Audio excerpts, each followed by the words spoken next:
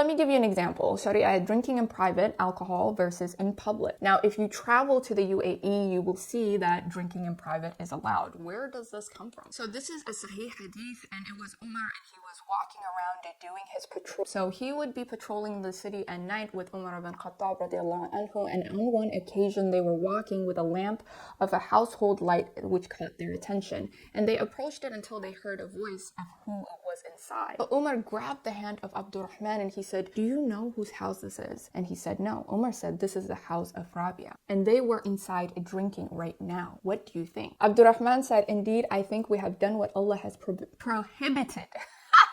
Abdurrahman said, "Indeed, I think we have done what Allah has prohibited for us. Allah Almighty said, 'Do not spy.'" Realize how this is a direct statement. And we have spied, so Umar turned away and he left them alone. So if you go into the Middle East, you'll realize why this is the law, and this is where the law of alcohol, consumption of alcohol behind closed doors is not a problem. But in public, it is. The other one is zina, and this one is fascinating. We had actually in class, we had to go through all of that and why that works and how the corn industry would have never happened if we were following these rulings, but that's another topic for another day. Now that you know all of this, why is this? It's because Sharia is focused on community first and then individuals, but enforcement on individuals behind closed doors is personal. There is no compulsion on religion. So much so that compelling somebody in their religion is categorized by scholars as a major sin.